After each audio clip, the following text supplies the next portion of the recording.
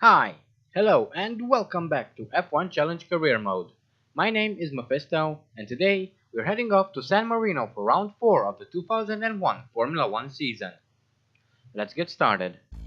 Located approximately 35 kilometers southeast of Bologna, the historic circuit Enzo Edino Ferrari combines short and medium-speed straights with a challenging mix of slow turns and varying speed chicanes.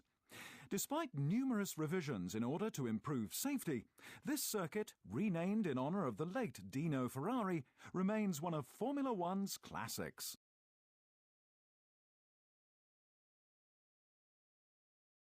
And we jump straight into qualifying. This was my first flying lap, and as you can see, I did a few mistakes. That's the first one, and again through Variante Alta. But I decided to finish the lap anyway, just so I have something for comparison later on. So, that lap time was 1:31.920 seconds, slowest in the session, so I was really off the pace. Then, a few minutes later, I went out again. This time, I had a clean lap, however, I was still off the pace with a time of 1:29.139 seconds. Sadly, I was unable to beat this time and it became my fastest of the session. See you on the grid. Hello there. Welcome to San Marino for round 4 of the 2001 FIA Formula One World Championship. The weather, as so often is the case here, is just wonderful.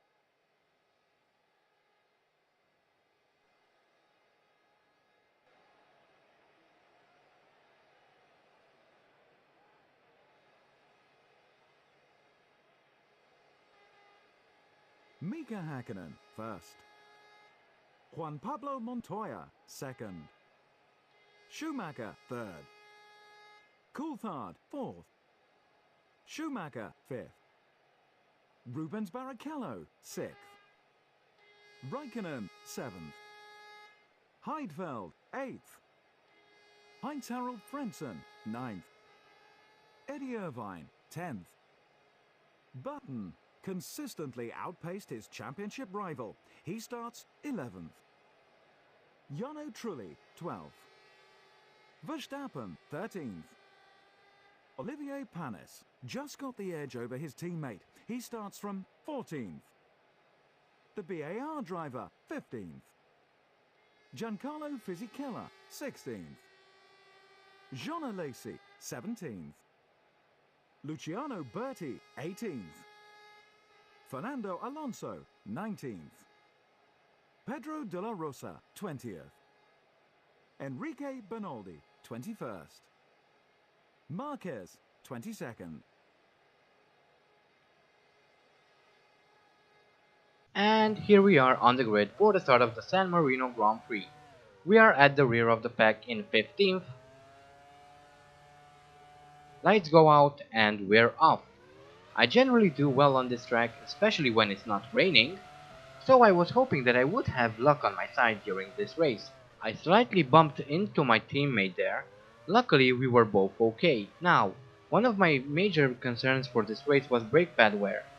Despite this being a power circuit, it has a few heavy braking zones, and here's a replay of the start.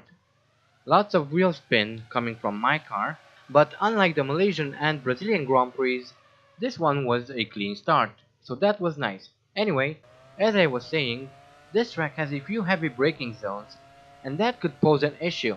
I was really hoping that my brakes would last for the entire race. Anyway, we are around halfway through lap 1, and we are still down in P15, so that had to change, and quick. I had my teammate in front and Alesi behind, with a gap of around half a second to each. I had a look on the inside of Olivier Panis, but I was a bit too far for any maneuver. But it's okay, I still had 20 more laps to get around my teammate. But I didn't need that much time because I overtook him as we approached Rivazza. However, he was trying hard to hold on to his position. I managed to squeeze him out on the exit of Rivazza 1, and going into Rivazza 2 I started building a gap. Next was Jos Verstappen, and I should be able to catch him very soon. And now we are coming around to finish lap 1. So far the race was pretty uneventful. Hopefully that was about to change. But we have to wait and see, as I slowly inched my way closer and closer to Jos Verstappen. On lap 2, as I was chasing Jos Verstappen through Piratella, I went a bit wide and off the track, allowing my teammate to get back in front of me.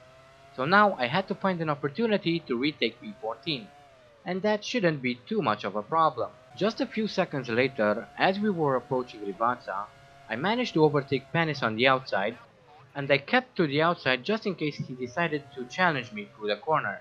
He did not, however, and I was now back in P14, so I had to pick up the pace. On lap 3, as I was coming through Tamburello, smoke started coming out of the rear of Verstappen's car, and I suddenly had a flashback to the 2000 Austrian Grand Prix, when the very same thing happened, and he stopped right in front of me, and I almost rear-ended him back then. And it looks like the two Jordans and the Benetton of Jenson Button made contact. I make my way past Frentzen, next is Button. Now, here's a replay. Irvine cuts up Frentzen, causing him to lose control of his car. Button then slams into the rear of Frentzen. That was quite crazy, and gave me a few positions. We are now exiting Tosa and looking to overtake Button, which should be easy, but I get distracted by looking at him and go off the track and onto the grass. Luckily, I managed to save it once I went back onto the pavement. That was totally my mistake. I should have paid more attention to the road rather than what was happening behind me. But here's a replay. Went onto the grass, obviously no grip whatsoever there, so the car was sliding, and again, thankfully I was able to save it once I rejoined the track.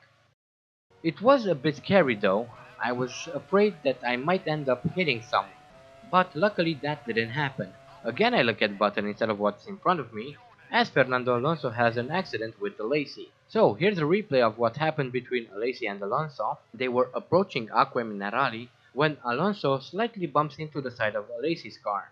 And it seems like Alesi is missing his rear wing, so what happened there? Here is a replay of what happened to Jean Alesi's rear wing.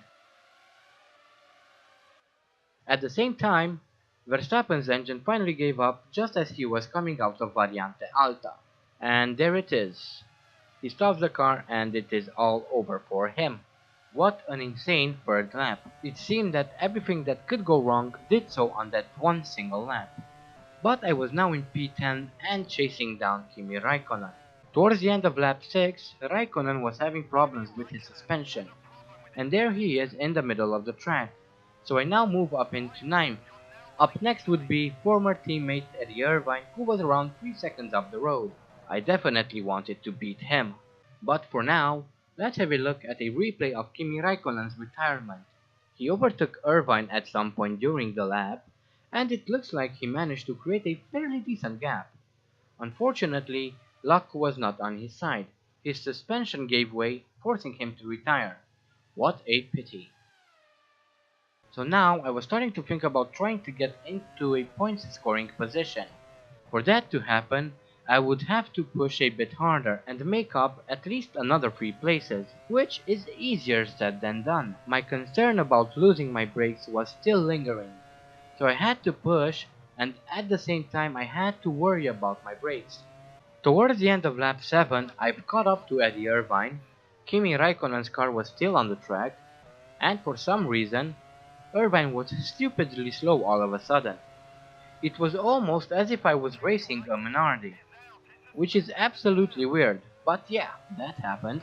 Now, near the end of lap 9, Michael Schumacher was having issues with his suspension. That has to be frustrating for him, I'm sure. Wow, Heidfeld posted a fast lap despite entering the pits. And there we can see the Ferrari of Schumacher. So here's a replay. Michael Schumacher is coming around to finish his lap.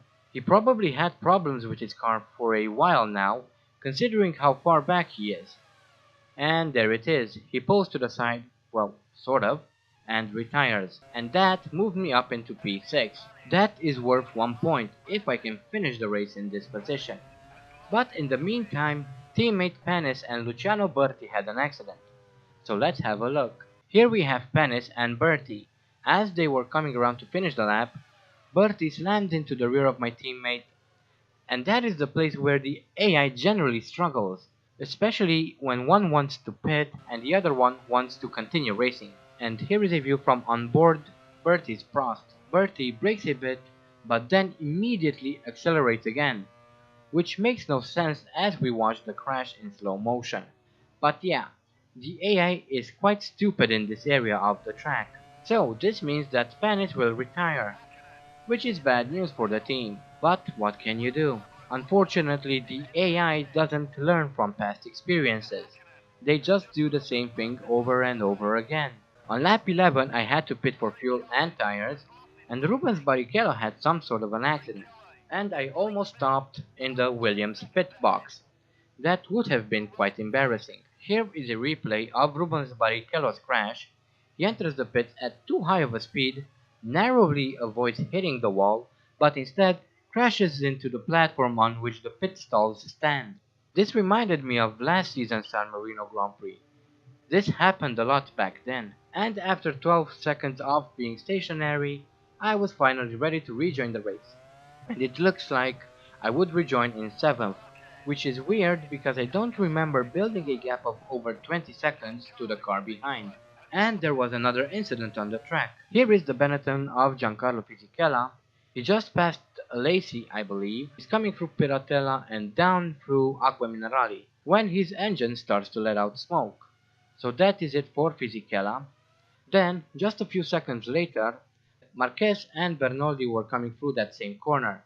Tarso Marquez fails to notice the retired Benetton and crashes straight into it. That was a bit stupid if you ask me.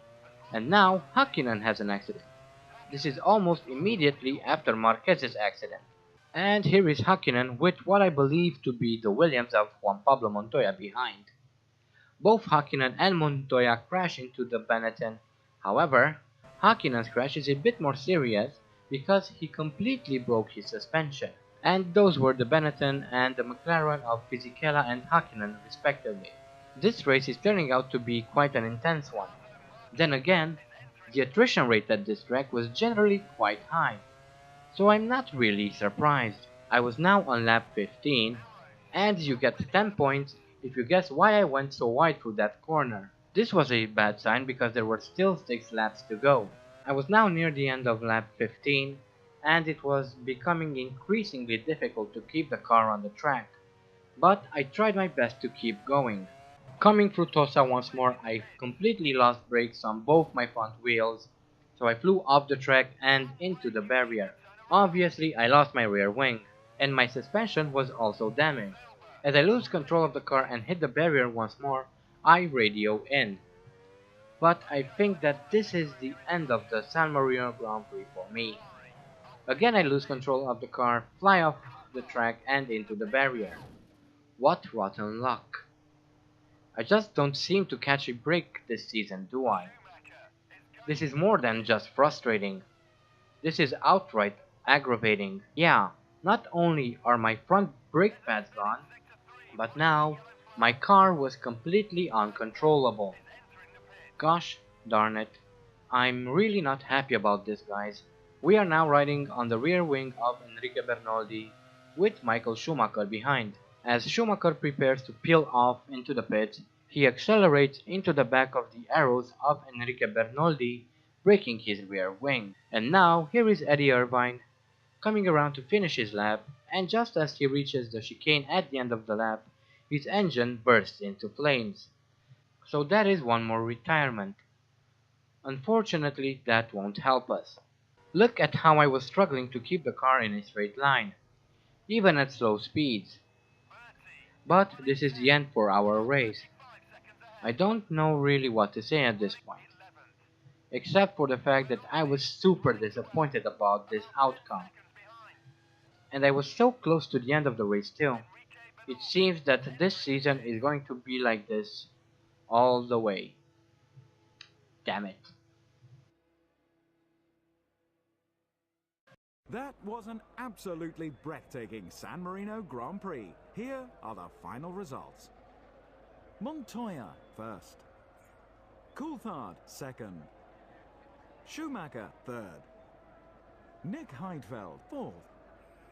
Barrichello fifth. Button sixth. With the results confirmed, it's high time we updated the Drivers' Championship. David Coulthard moves up into first position to lead the Drivers' Championship. David Coulthard moves into the lead of the Drivers' Championship with 26 points, just 2 points more than second place Michael Schumacher, who has 24 points. Montoya is third with 20 points, Ralf Schumacher is fourth with 13 points, Nick Heidfeld is fifth with 7 points, Barrichello moves up into sixth with 5 points, Hakkinen drops down into seventh, position which he shares with Verstappen with 3 points. Eddie Irvine is 8th with 2 points, Button scores his first point and is now in 9th. Williams regain the lead of the Constructors' Championship. Williams take control of the Constructors' Championship with 33 points, McLaren and Ferrari share second with 29 points, Sauber are third with 7 points, fourth are Arrows with 3 points, Jaguar are fifth with 2 points, and Benetton move up into sixth with 1 point. Yet another disappointing race. And at the moment, it really looks like this season is going to be one disappointment after the other, which is quite demoralizing to be completely honest. I really don't feel like starting up the game anymore when I think that there's a really high chance that something bad will happen. But I will soldier on, however. I want to finish what I've started. And our next race will be the Spanish Grand Prix. I have no idea what will happen there.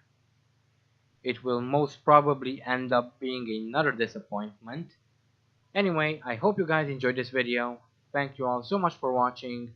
And as always, stay sharp.